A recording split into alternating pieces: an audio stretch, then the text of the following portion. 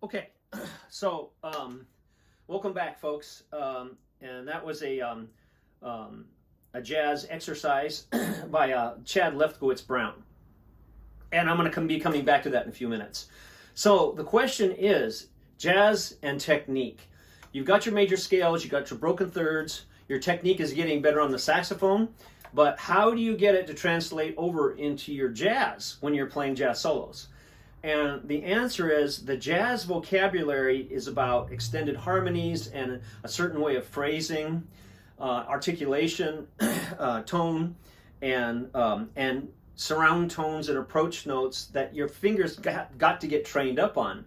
And the major scales and the broken thirds, the traditional 300, 400 years old approaches to music don't apply enough to jazz. You got to do more even. So there are three things that I think can help you guys get to another level of your technique that you want to be at. The first thing is go back and transcribe. If you haven't done this before, transcribe a solo of your favorite artist. Cannonball Adderley, John Coltrane, Sonny Rollins, Sonny Stitt, Phil Woods, somebody. You got to do the work though. Don't go buy the transcription book. Transcribe the solo yourself, even if it's been done 6 times before, even if it's been published. Do the solo yourself because you're gonna have a different take on it than anybody else.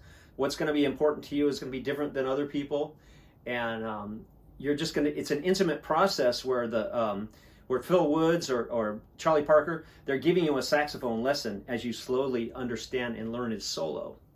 Learn it, learn the whole solo, memorize it. And slowly but surely, your fingers are going to get trained into the jazz vocabulary. Also, along with phrasing and articulation and tone quality and things like that. So, number 1, transcribe a solo and really transcribe it deeply like that. Number 2, take a jazz song like Cherokee and memorize it in 12 keys with a metronome. Really be able to play it with the changes.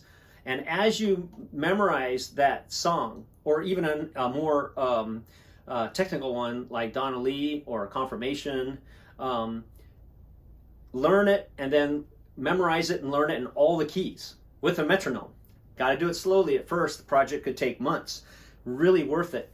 As you do this, your fingers are slowly but surely getting trained in the jazz vocabulary, the phrasing and the surround tones and approach notes that are so important in jazz.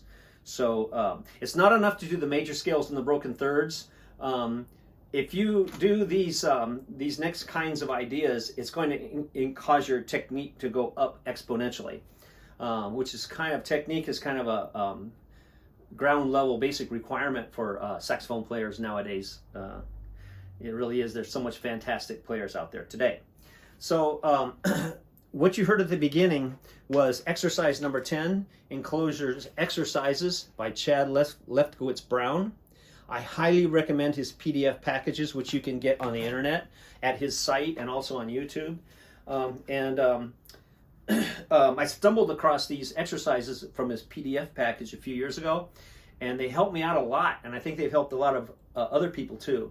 So I recommend you getting his package. He doesn't even know me, so he didn't ask me to shout out. He didn't ask me to promote his products, but they were really helpful. So thank you, Chad. And guys, check out his PDF packages. And I played for you that exercise number 10.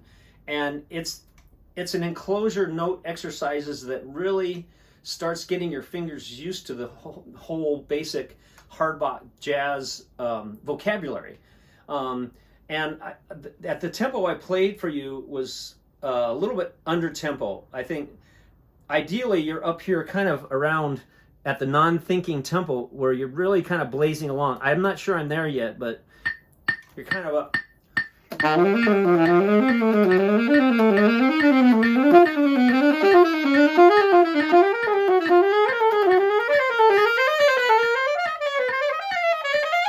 So anyway, it really helps out a lot.